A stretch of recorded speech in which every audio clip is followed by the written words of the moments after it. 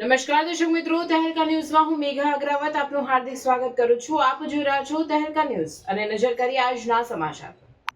ડાંગ જિલ્લાના વાસણા ગ્રામ પંચાયતમાં સરકાર દ્વારા ગામડાઓ સુધી શુદ્ધ પીવાનું પાણી પહોંચાડવા માટે કરોડો રૂપિયાનું બજેટ ફાળવવામાં આવ્યું હતું. જો કે વાસણો, સોનગીર, મહારાયચોંડ, ચીખલી, બોરી ગામઠામાં છેલ્લા 2 વર્ષથી કામ ચાલુ હોવા છતાં હજુ સુધી એક પણ ટીપું પાણી ગામ સુધી પહોંચ્યું નથી તેવું ગ્રામજનોનું કહેવું છે. પ્રાથમિક તપાસમાં વિલંબ પાછળ કોન્ટ્રાક્ટરની લાપરવાહી અને પાણી પુરવઠા વિભાગના અધિકારીઓની મેલી મુરાદ સ્પષ્ટ જણાઈ આવે છે. નબળી ગુણવત્તાનું મટીરીયલ પાઇપલાઇન નાખવા માટે જે માપદંડો નક્કી કરવામાં આવ્યા હતા તેનો સદંતર ઉલાળ્યો કરવામાં આવ્યો છે. સસ્તી અને હલકી ગુણવત્તાની પાઇપ વાપરવાના કારણે ટેસ્ટિંગ દરમિયાન જ લાઇન ઠેરથી ફાટી ગઈ છે. નિયમ મુજબ પાઇપલાઇન જમીનમાં 3 થી 4 ફૂટ ઊંડી હોવી જોઈએ, પરંતુ અહીં કોન્ટ્રાક્ટરે ખર્ચ બચાવવા માટે માત્ર 1-2 ફૂટમાં જ પાઇપ દાટી દીધી છે.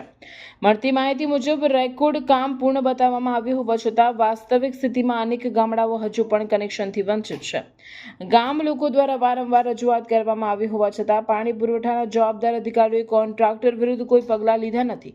ઉલટું અધૂરું અને ખામીયુક્ત કામ છતાં કોન્ટ્રાક્ટરના બિલ પાસ કરી દેવામાં આવ્યા છે, જે સીધું આર્થિક કૌભાંડ અને ભ્રષ્ટાચાર તરફ આંગળી ચીંધે છે. રિપોર્ટર રમેશ મહાલા, ડાંગ.